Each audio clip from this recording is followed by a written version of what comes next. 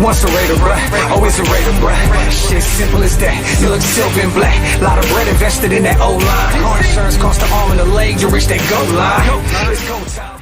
What is going on, Raider Nation? What is going on? It is your boy Darian coming to you live with another video.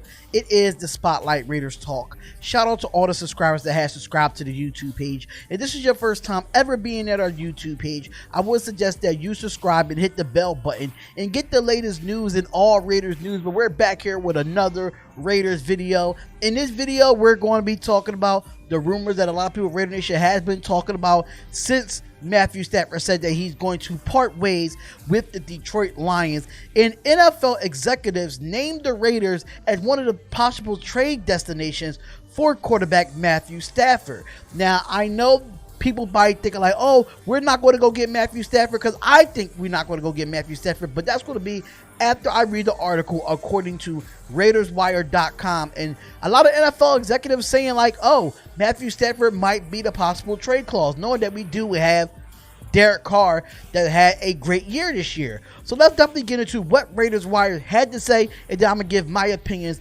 on this Matthew Stafford situation.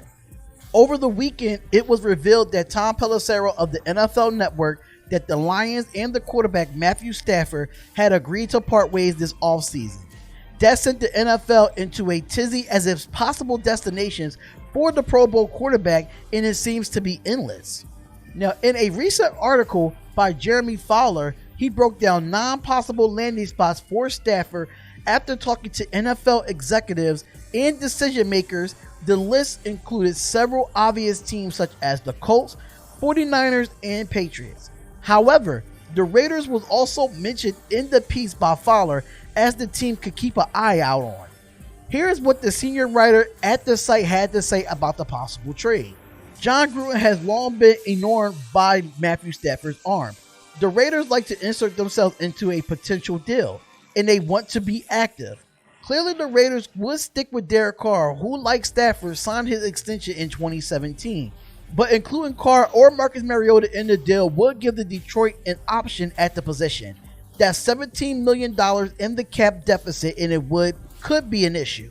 Considering how well Carr has played over the last 2 seasons, and Des has been able to stay healthy and doesn't want to make a ton of sense that the Raiders would swap quarterbacks here. In fact, you can make a strong case that Carr is a better quarterback right now, as he is a higher passer rating over the last 2 seasons and throw for more touchdowns than Matthew Stafford.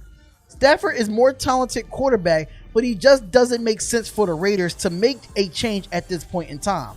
That is especially true if it means giving up a valuable draft asset and cap space. Instead, look for the Raiders to continue to build around Carr and try to improve their defense. Don't expect Stafford to be wearing a silver and black anytime soon. Now I'm going to nip this in the bud. Raider Wire just said it themselves. I don't know why we think that we're going to go out and get Matthew Stafford. That doesn't make any sense to me, Raider Nation.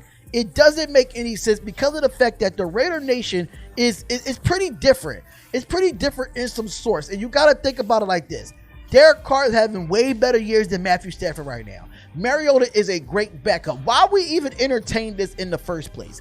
Now, I understand that he's a great quarterback. He led the Detroit Lions. He had the all-time passers stats for the Detroit Lions. I could completely agree with that. But we have a quarterback in Derek Carr that can get the job done if he would have had a defense his whole career, which he really never had a defense his whole career. So now you trying to put a defense around him, bringing in Gus Bradley, bringing in all these guys just to see now we might have a defense for Derek Carr to get over the hump. If you look at this year with Derek Carr, yes, he did miss a lot of throws. Yes, he did have some unnecessary why you throw here, why you throw, why you dink and dunk.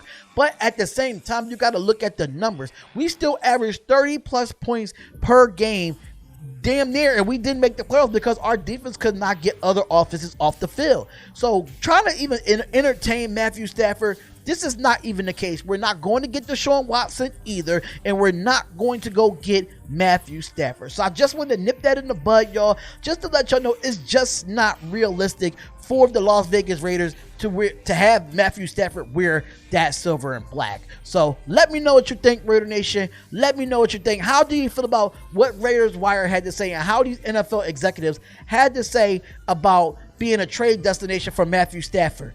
Comment, like, and subscribe to the channel. It's the Spotlight Raiders Talk, and we'll see y'all in the next live stream or in the next video.